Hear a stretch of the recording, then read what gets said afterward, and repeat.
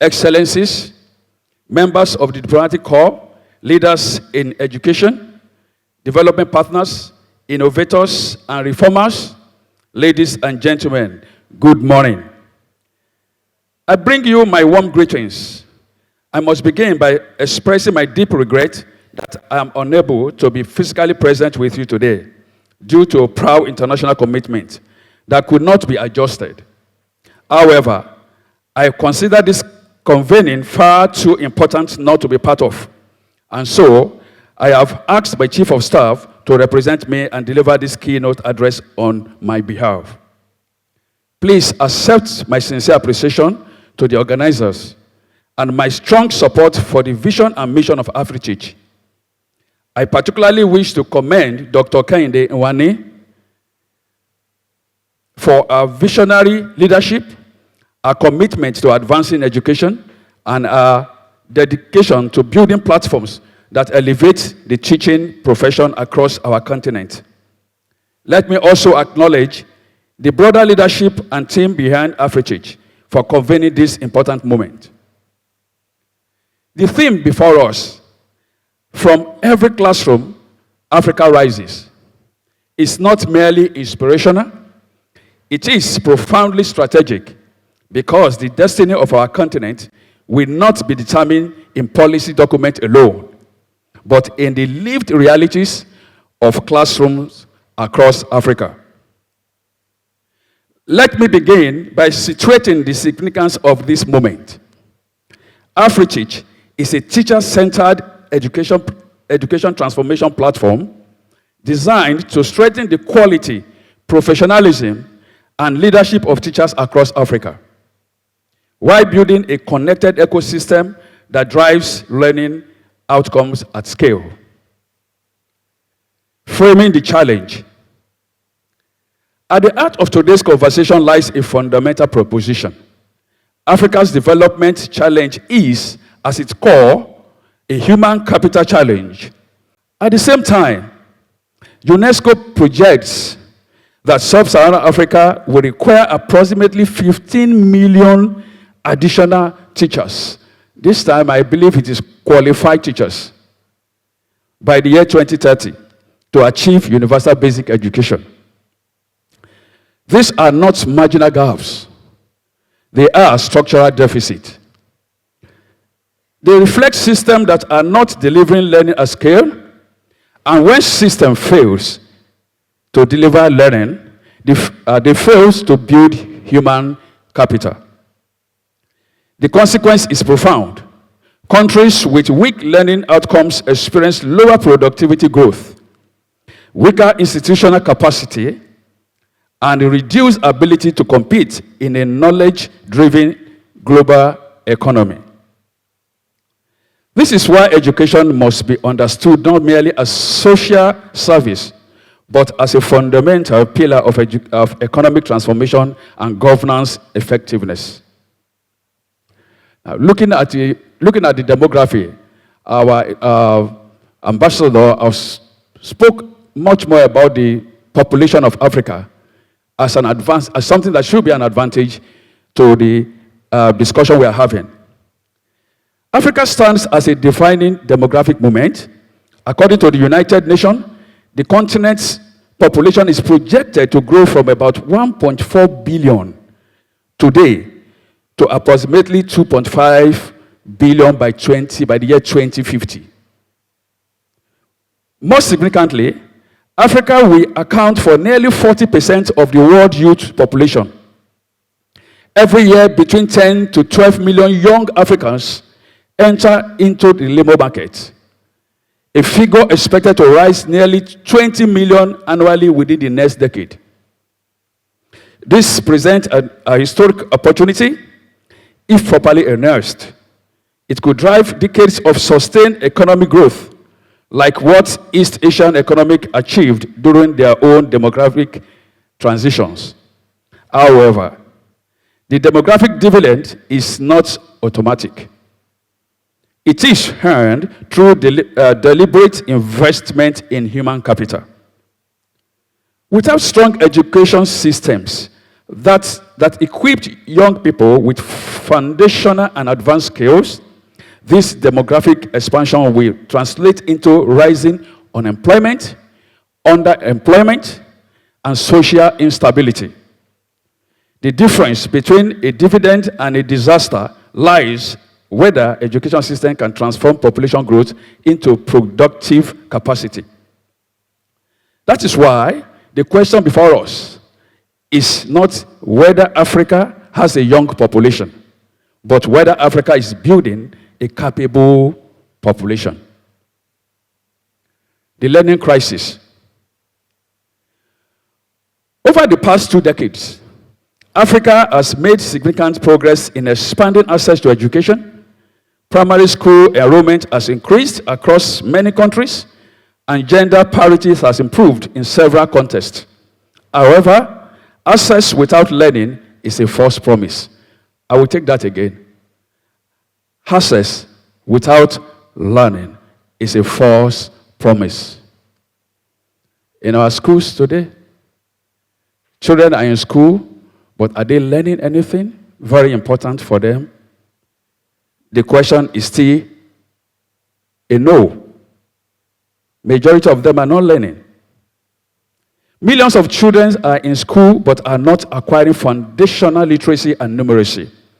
According to UNESCO, only about 10.8% of children in sub-Saharan Africa achieve minimum proficiency in reading and mathematics by the end of their primary school. That is quite disheartening. This means that nearly 9 out of 10 children are leaving primary school without the basic skill required for further learning or meaningful participation in the economy. This disconnect between schooling and learning is the central crisis here. It undermines the very purpose of education. It weakens labor market readiness. It reduces innovation capacity, and perpetuates cycles of poverty and inequality. Learning is the engine of human capital, and when that engine is broken, the entire development trajectory of a country is compromised. Looking at the re-diagnosis here now. To address this crisis, we must move beyond symptoms and confront root causes. Education systems do not fail because children cannot learn. They fail because systems are not designed to support effective teaching and learning. At the center of this system is the teacher. I think that is why we are here this morning. The teacher is like the core of the earth. You know, it holds everything together. And when the teachers are qualified, prepared, and ready, I think the majority of this problem will be resolved.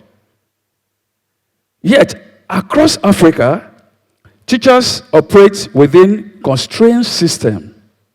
Many classrooms are overcrowded, with pupil-teachers ratios often exceeding 40:1. In some contexts, teachers receive limited pre-service training and irregular in-service support. According to global estimates, less than half of teachers in low-income countries receive continuous professional development. In addition, many lack access to basic teaching materials and digital tools. When system fails, teachers cannot deliver quality learning. Therefore, strengthening the teachers is not an optional reform. It is the central strategy for transforming educational system. We are looking now at reimagining the teaching profession. If Africa is to overcome the learning crisis, the teaching profession must be fundamentally reimagined. Teachers must be positioned not as implementers of policy, but as professionals, leaders, and agents of transformation. First, there must be a deliberate effort to elevate the status and dignity of teaching. High-performing education systems such as Finland and Singapore treat teaching as a high-status profession. with selective entry, rigorous training, and strong career progression pathways. Second, continuous professional development must become the norm. As knowledge systems evolve and technology reshape learning, teachers must be equipped to adapt. Professional learning communities, mentorship structures, and ongoing training must be institutionalized. Third, technology must be leveraged as an enabler. According to the African Development Bank, nearly 70% of teachers in Africa lack adequate digital tools or training. I don't know if that is same here. At least for what I can see after the hashtag scenario, I can see everybody is just bringing out their phones, and so we are all digitally inclined. I'll put hands together for the wonderful teachers that we have here.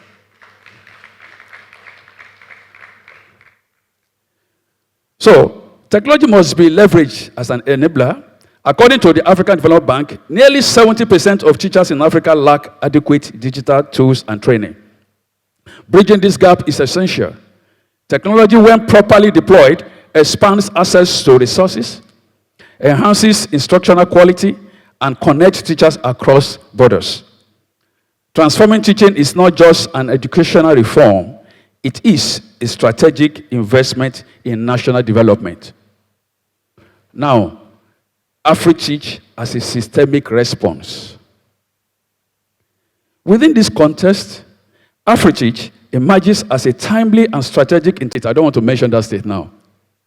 You can see that teachers or the stakeholders have a lot to do. Children are out there doing nothing, selling on the street of Lagos, Abuja, just name it. And whenever I see those children hawking or walking around, there's a question that comes to mind. Who is at fault? Because I know my children are in school at that time. Who is at fault? We want to blame the government. I agree with you. But I think somehow we all are at fault. So, as teachers, what you are doing is profound. You are contributing your home part to ensure that children are not left alone. Because the children that are not trained today will be those children that will battle with in the negative social, I don't want to be mentioning some things now. But the truth of the matter is that whatever we ignore, we come back to fight us. As we mark, I want to take this again so we can be very clear. As we mark the launch of AfriTeach, we are confronted with the defining choice. So much statistics and data that tells us that Africa, particularly our region, is at risk. Now, the aspect of this call to action that actually connects or resonates with us here is the area where 15 million teachers will be needed. Now, not just teachers, professional teachers, educators will be needed for us to fight this evil societal ills. 15 million teachers by 2030, these are not just statistics. They represent constrained potential and a future at risk. The transformation we seek must begin with how we invest in the teachers. Evidence consistently shows that teachers' quality is the most powerful school-based drivers of learning outcomes. When teachers are equipped, supported, and empowered, classroom becomes spaces of meaningful learning. This is the significance of AfriTeach. Building an ecosystem that strengthens teachers through professional learning, certification, leadership development, and quality assurance. The call before us is therefore clear. We must move from access to learning, from fragmented effort to system-wide reform, and from viewing teachers as implementers to recognizing them as professional leaders. If we get this right, classroom will improve, system will strengthen, and nation will prosper.